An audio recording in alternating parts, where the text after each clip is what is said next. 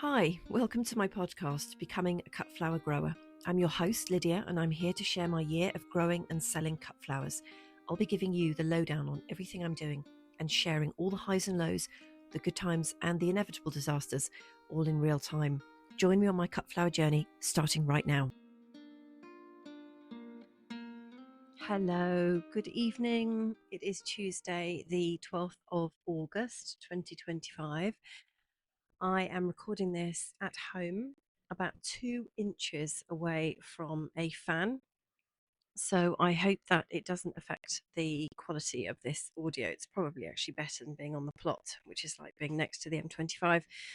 So I hope you're coping all right with the heat wave. If you're in the UK, this is heat wave number 4. And my top tip for tonight, because there are more tips to follow, is buy a metal fan. Because I've had plastic fans for years, and then I was given a metal fan, and it's a complete game changer. Like super powerful, just totally more effective than those plastic ones. And also, it's very heavy, so it doesn't topple over. Like I'm always backing into things, and the plastic ones, if they hit the ground, and anyway, metal fan is the way to go. So, since I last spoke to you on Friday, my cold came back with a vengeance on Saturday. So, I was super ill.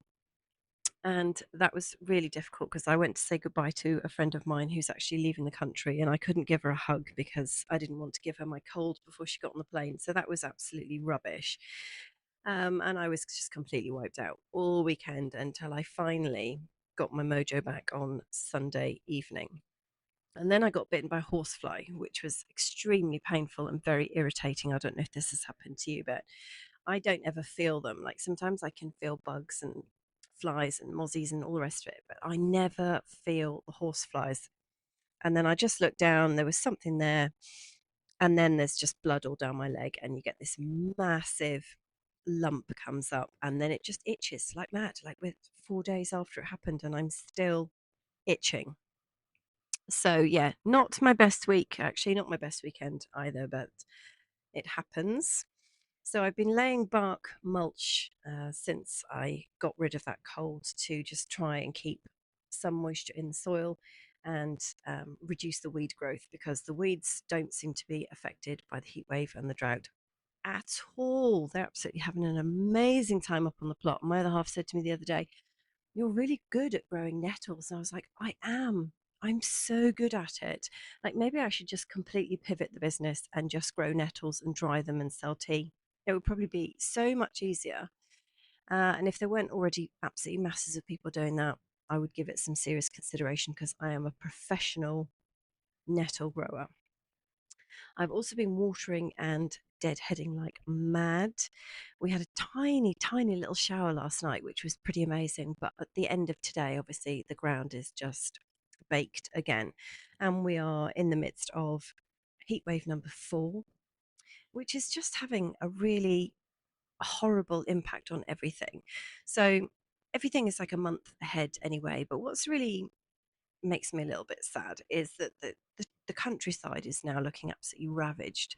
It's not just the grass and the verges, which around here anyway, all the local authority have been cutting the verges back, which I always think is so awful because I love to see the wild grasses and little things popping up. And all that happens when they raise them to the ground, which they do, is that you just see masses and masses of litter, which people insist on throwing out of their car windows when they're driving for some reason.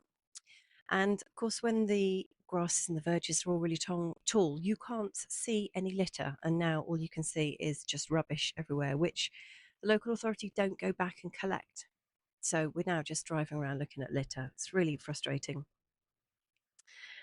And the heat wave just has this horrible impact on the trees. So all the horse chestnuts just look burnt to a crisp. I mean, some trees do better than others. I'm seeing quite a bit of heat damage in big shrubs, big trees.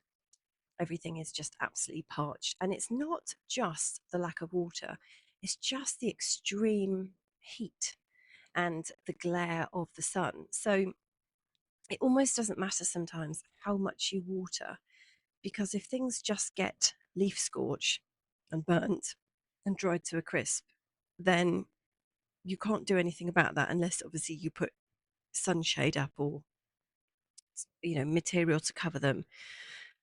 But people aren't doing that for trees. Obviously, it's just something that you could do on the plot.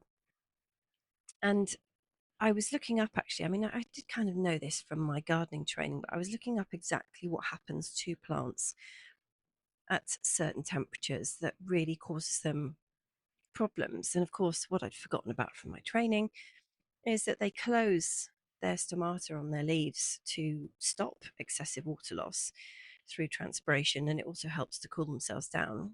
And of course, that stops them then photosynthesizing. So they're not putting any energy into doing anything. So not only are they wilting and the leaves are getting scorched and going crispy, but you can have flower buds which aren't developing, that everything just grinds to a halt, or they get burnt, or they drop, or they just don't open. The flowers that have already opened are gone in a record amount of time. I mean, my apricot cosmos have been really, really flaky this year. As you know, if you're a regular listener, you've lived with me through all the ups and downs of these guys. And I deadheaded them all deadheaded them all yesterday. Went up on the plot this evening, and half the flowers are just finished in one day. They've just completely given up. And there's obviously then, powdery mildew, which lots of people seem to be getting. And in fact, I've got it on my sweet peas, which I'm not too worried about now because I'm just letting them all go to seed, so it's not a problem. But again, it's really not a good scenario to have weakened plants that are more susceptible to pests and fungal infections.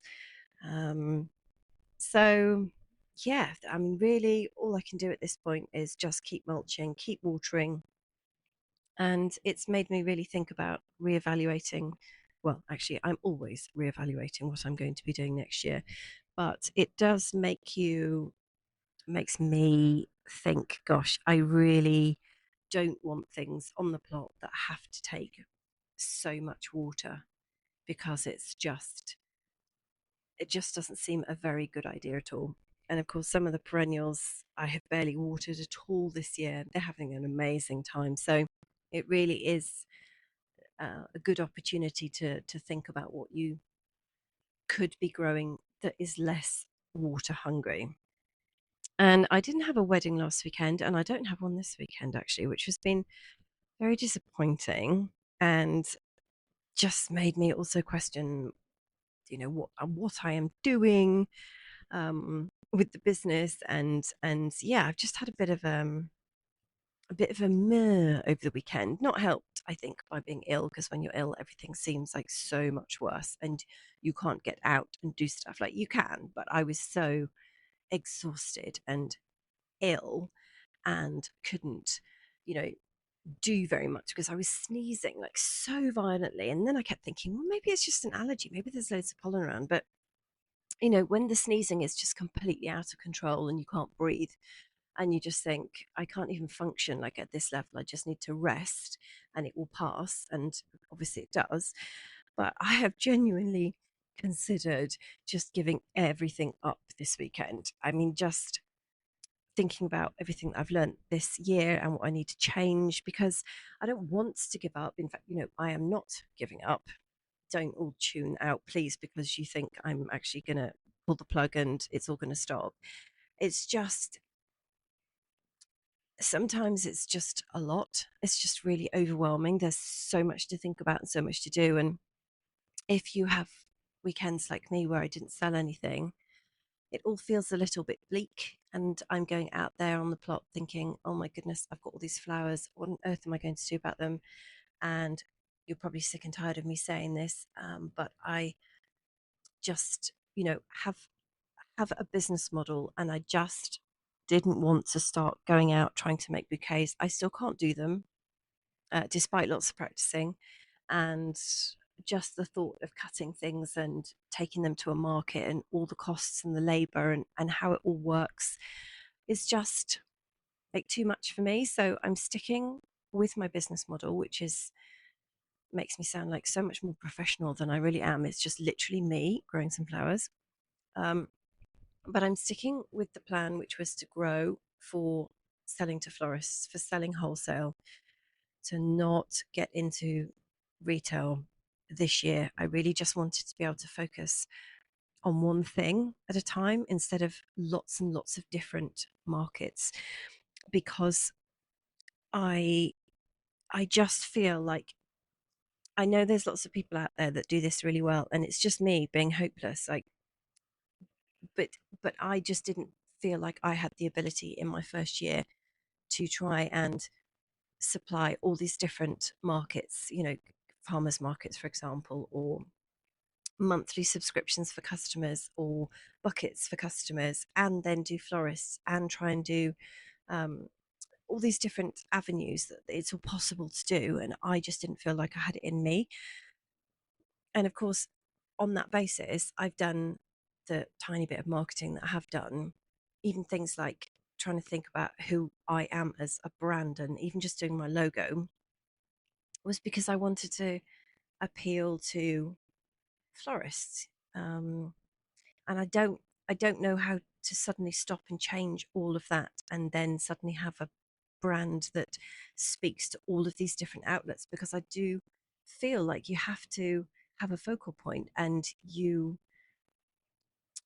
can't you can't be doing everything all at once. Certainly I can't. Maybe when I've got a few more years of experience under my belt, then I will feel able to branch out, because I'll have certain people that I supply, and it'll all become a lot easier. And we'll see. We'll see. Yeah, it's just been a lot. And even even things like what you post on social media, like what you're supposed to be thinking about all the time about, like, what is your audience for that? Who are you wanting to appeal to? What's the message in every post? What do you want people to think or feel or do? And is it just all, going straight into the ether? And yeah, so I probably got inside my head a little bit too much this weekend and tried to answer too many questions that I don't have the answers to, quite frankly.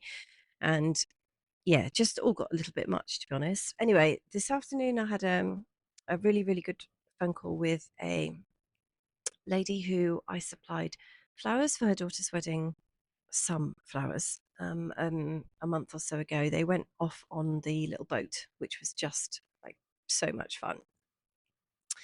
And she's doing she's organizing a flower festival, local flower festival, that's promoting locally grown sustainable flowers which are arranged in a sustainable way, so no floral foam, all very natural mechanics and everything. And she's asked me to supply, so we had a really nice conversation this afternoon where I talked her through what I think I'm going to have in, what's it going to be, 2 weeks time, a little bit over 2 weeks time, which is quite tricky because well, me, I'm not wildly experienced at all of this, so it's kind of tricky to second guess what might be ready and what might be hanging on, because normally I only have a week when I do this with my lovely florist, and we have a conversation maybe the weekend before she needs something for an event, and it's obviously much easier when you have a short window to work out what you can have. And I'm not quite sure what this heat wave is going to do, so it's a bit challenging, but I've listed everything, and I'm going to put a formal quote together for her and send her some photos as well, so she's got an idea. But it sounds like a really fantastic event, and I'm going to go as a spectator on the Friday. She's got like a lovely evening planned, and then I'm going to pop in over the weekend as well, which will be really good. So that kind of restored my faith in what I'm doing, because she wanted, I think, everything that I said I've got. She's like, yep, I'll take that, I'll take that, I'll take that. And that is exactly the kind of conversation you want to have with a client when they're completely on board with everything. And we were talking about the dahlias, and she said, I'll just take everything you've got on the day. And I thought, oh my God, I think I actually love you. This is amazing. So, this is what I mean about the highs and lows of this cut flower business. Because it's just, you just go, oh, well, sorry, I keep saying you. I don't mean in that. I mean, I keep going from real highs, like when I'm cutting and selling and they get collected, and then I see photos of them in churches, and it just blows my mind that my little guys have gone off to a wedding. And then you have weeks when you don't sell things, and you just think, oh my God, this is terrible. I'm making a huge mess of this. I can't do it. and everybody else can do it. And then you have a phone call like this, and it definitely restores my faith. So I have written down as a takeaway from this episode my top 3 tips if you're thinking about becoming a grower or you are literally in the trenches at the moment at the beginning of your journey. And one of the things that I would say that I have learnt about in the last few months is that you really can't be all things to all people all of the time. And this doesn't just apply to growing cut flowers, although that is the main point of what I'm talking about, but it also applies like across the board with your family, with your friends, with your relationships, with all of the things that we have to juggle. Like you just, oh, okay, I can't be all things to all people all at the same time, which is unfortunately sometimes what it feels like I am required to do. And I am practicing saying no to things at the moment, which I find very difficult because I'm a people pleaser and I normally say yes to everything. And I am practicing saying no and actually not doing things. I'm not quite sure how that's going to land in real life. I'll probably cause more drama than it's worth, actually. So don't listen to me about that one. But the point is, you can't grow every single thing that every single florist or customer is going to want all of the time. So I am going to work out, or I kind of already have, but I really need to focus more on this, what exactly I want to sell or who I want to sell it to, and work backwards from there. Because unless you have got a lot of land and a lot of money to get set up and get going with this straight away, you just, I don't think anyway, can do it all. My second takeaway is that for next year and going forward, the following colours will form the core of my offering, and that is whites, pinks, and pastels. It appears to me that they are always in high demand and they will sell. So, for everybody that wants a bright, exciting, vibrant bouquet, there are 10 people who will just go crazy for creams and apricots and soft pinks. And quite honestly, I'm not one to complain because I'm an absolute sucker for those colours. So for me, that is what I'm going to 100% focus on next year. And I think it's going to make up like 95% of everything I grow is going to be whites, pinks, and pastels. And then the other 5% is going to be bonus items that it doesn't matter if nobody wants them. But I am fairly confident that whites and pinks and pastels are going to get sold. And actually, that reminds me, my one of my best friends, Caroline, she came up to the plot to have a visit on Saturday, and she reminded me that I'd said on this podcast that I was going to grow a small number of varieties this year. And she said, "You've ended up growing masses of different things." And she's absolutely right. She's absolutely right. And I go around and I try and justify it to myself and say, well, I did this for that wedding and I did that for that wedding. And it's like, enough explaining things to myself. I need to be ruthless and focus and refine the offering. And the third tip that I have for you tonight, and the final one, is to be brave. So my confidence levels are not high at the moment, not high at all. And I take rejection very personally. I think I am holding myself back. And I would say to you, don't be like me. Do not be the limiting factor in your own business, because I feel that what I'm actually selling, yes, it's flowers, but it's not really flowers.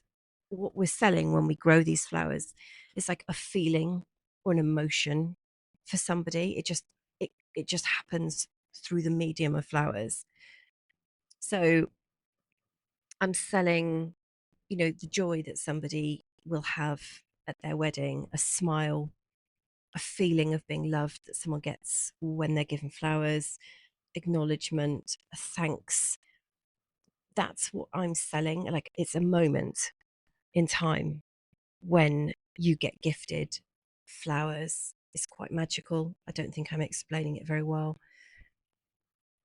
And I need to get back to connecting with that. I know it all sounds a little bit woo and a little bit crazy, but it really is that.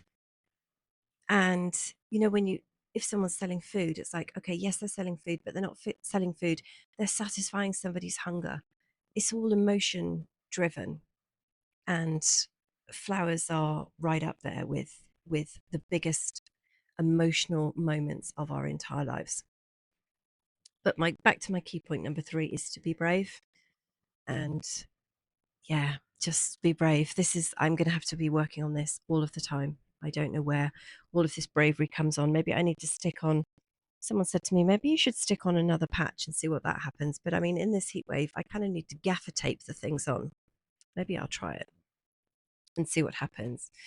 So, look, that's me for Tuesday. And I will be back on Friday, as always, with another episode. And I very much hope that you come back and join me for that. And in the meantime, I hope you have a great rest of the week. And if you're in the UK or anywhere that's experiencing a heat wave right now, or any adverse weather conditions, I hope you make it through the rest of the week without too much trouble. And I look forward to welcoming you back on Friday for the next episode. All right, take care.